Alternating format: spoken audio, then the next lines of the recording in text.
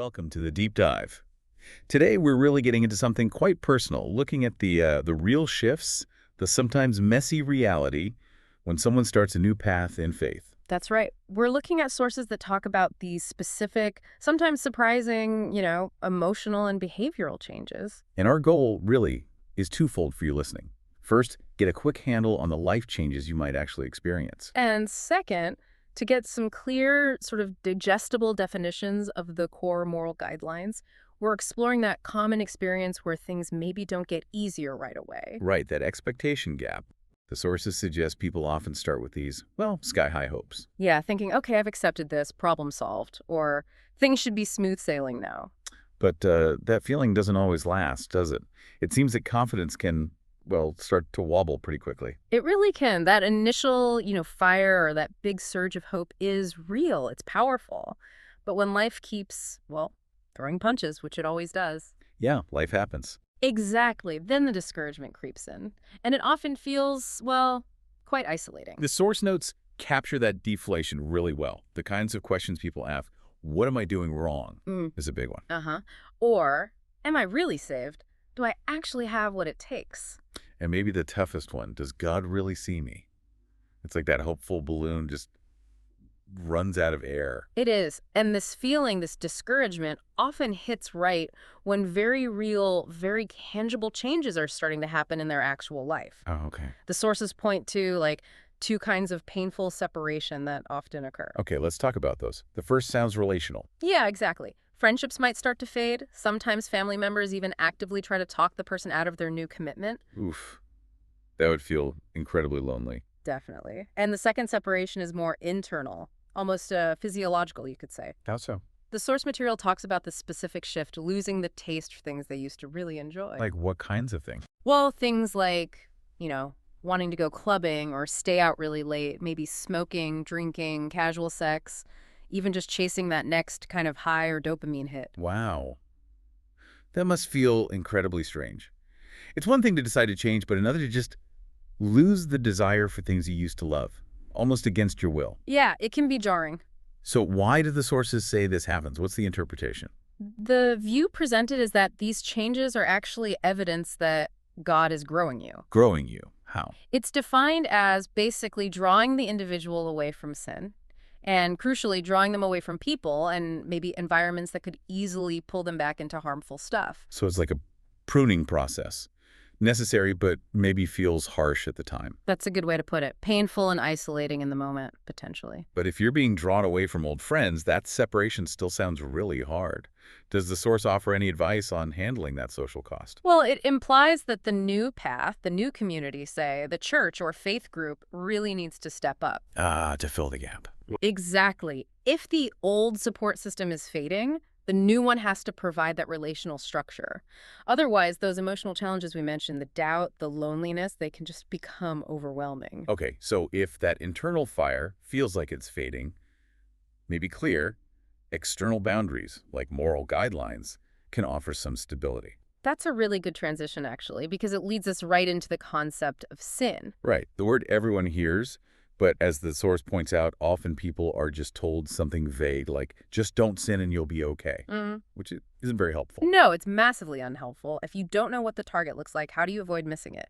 That vagueness just feeds into that cycle of, am I doing something wrong? So we need clarity. We do. Let's cut through that confusion. Our sources give us two angles on defining sin. Okay, what's the first? Well, there's the standard dictionary definition, like from Oxford. It sees sin mostly as an immoral act, a transgression against divine law, external, kind of legalistic. A sin against God. Right. But the biblical definition, it's broader, more personal, I think. Okay. It defines sin as failing to obey God's law. And this is key, that failure can show up as thoughts, words, or actions that go against his commands and desires. So it's not just doing something wrong, it could be thinking something wrong. Exactly. And that's where it gets complicated, right? The standard suddenly feels impossibly high. How do you navigate that without a clear map? Which brings us to the law. Precisely. The Ten Commandments.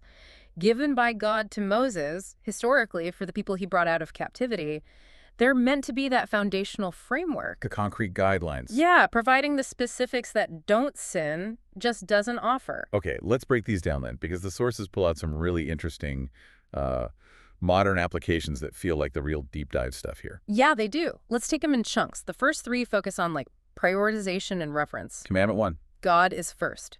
Period. It's a pretty dramatic call, actually. God before everything, spouse, kids, parents, job, everything. Sets the absolute priority. Right. Nothing else competes for that number one spot. Okay. Commandment 2. You shall not take the name of the Lord your God in vain. Most people here don't swear, right? Yeah, but the definition here is much richer. Taking the name in vain means making it empty, worthless, or not using it for a good purpose. So what does that include, practically? Using it wickedly, like as a curse word, sure, but also swearing by God's name to back up a lie, or making an empty promise while invoking his name. So it's about the weight of the name. Yeah. Using it lightly diminishes its value. Exactly. It carries inherent value, and using it frivolously takes away from that. Got it. And number 3, remembering the Lord's Day, the Sabbath. Yeah, this one's practical. It's about rhythm, defining a necessary day for rest, worship, and practicing thankfulness. Acknowledging we aren't built to just go, go, go all the time. Pretty much. You have to schedule stepping away from the work of the other 6 days. It helps avoid burning out that very fire you need for your spiritual path. Okay, that makes sense. Now we shift gears a bit to the commandments about actions, relationships. Right. How we interact with others. Starting with number 4, honor your father and mother. Which means more than just obey, I take it. Definitely. It means being respectful, valuing their position, offering help, just being kind. But here's a really relevant bit for today. Yeah. The source talks about estrangement.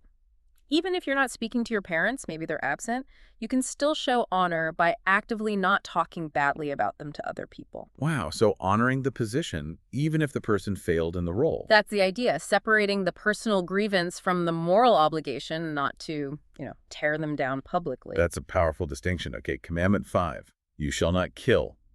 Seems simple on the surface. It does, but the definition provided digs deeper. It defines this as murder, described as wickedness in the heart, usually premeditated. So it's rooting the prohibition in the internal intent, not just the physical act. Exactly, malicious intent. Which leads us, kind of perfectly, into Commandment 6. You shall not commit adultery. And we already touched on sin, including thoughts. Yep, and this is a prime example. It obviously forbids a married person from having sex outside marriage, but the source material explicitly includes lustful thoughts.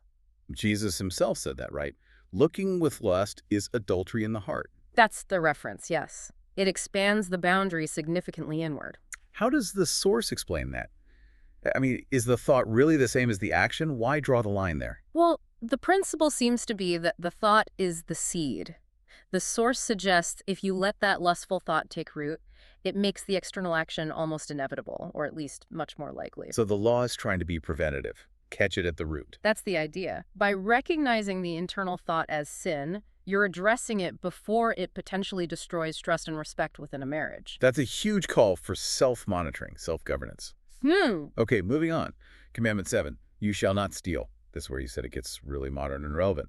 Yeah, this is where the deep dive really pays off, I think. Stealing isn't just taking someone's wallet or their car. What else counts? The source lists things like plagiarism, fraud, using someone else's ideas without giving credit, even tax evasion and software piracy. Whoa, hold on. Tax evasion. Downloading cracked software. That's lumped in with stealing. According to this interpretation, yes. What's the common thread there? Why is that stealing? The underlying principle is about honesty and respecting ownership. Tax evasion is seen as stealing from the community that depends on those funds. Okay. Software piracy is stealing intellectual property. The creator owns that. So the law defines ownership broadly, physical things, yes, but also ideas, creative work, even owed revenue. It demands integrity in all those dealings. That really puts the law right into, well, 21st century life. Okay, last one in this action group. Number 8. You shall not bear false witness against your neighbor. Basically, lying. But more specific than just any lie. Yes. It explicitly includes things like false testimony in court, slander, and also gossip. Gossip. How is gossip bearing false witness? Well, the idea is that gossip spreads unverified, often negative information that harms someone's character or reputation.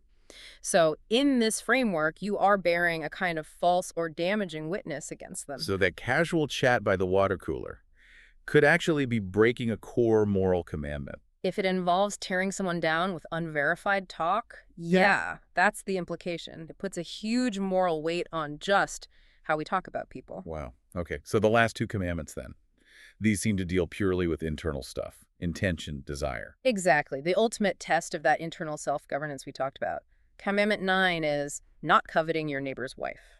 Similar to adultery, but focused just on the desire. Right. Desiring or looking upon another person's spouse with lust, it reinforces that internal boundary, calling it a form of envy that poisons trust. And finally, commandment 10, not coveting your neighbor's goods. Yeah, that intense, envious desire for what someone else has, their house, their car, their job, maybe even just their perceived happiness. And why is that desire itself forbidden? The source connects it directly to potential action, that consuming jealousy, that envy. It fuels the negative thinking that can eventually motivate someone to actually steal or cheat or undermine the other person to get what they want. So it's like the final firewall, trying to stop the envy before it even takes root. That's a good way to see it, preventing the very seeds of greed and comparison from growing. Okay, wow, we've covered a lot. From those initial, often painful emotional realities, the feeding friendships, the loss of taste for old things, right through to these incredibly detailed, surprisingly modern takes on ancient laws. Yeah. I have to say, the stuff about tax evasion and software piracy being theft and gossip being false witness, that really does expand the scope, doesn't it? It shows the law aims to be far more comprehensive than just a few simple rules people might assume. But this brings us back to something really crucial. What's that? The advice about pacing. It's maybe the most important takeaway from the source material for someone starting out. Ah, the analogy of the meal. Exactly. Learning this stuff, internalizing it, it's like eating a huge meal. You don't scrape the whole plate into your mouth at once, right? No, you choke. Right. You take individual bites, you chew them properly. The source warns that if you try to sprint, take in too much too quickly, especially these complex moral truths, it leads straight to frustration, confusion, discomfort. You end up feeling bloated, tired, and uncomfortable, which is exactly the state we want you, the listener, to avoid if you're on this new path. Measured growth, not instant perfection. Absolutely. Take a breath. Pick one thing that resonated, maybe one commandment, and just go slow with it. That measured approach is the key to making this sustainable. So since the advice is strongly about taking time to chew on this, not trying to do everything at once, here's something to think about. Which specific commandment's broader definition may be stealing, including tax evasion, or lust counting as adultery, or gossip as false witness? Which one surprised you the most? Yeah, think about why that particular detail struck you. Because that might be the single best piece of wisdom for you to focus on this week. Just that one thing. Explore it more deeply. That's how you start the process of measured, intentional change.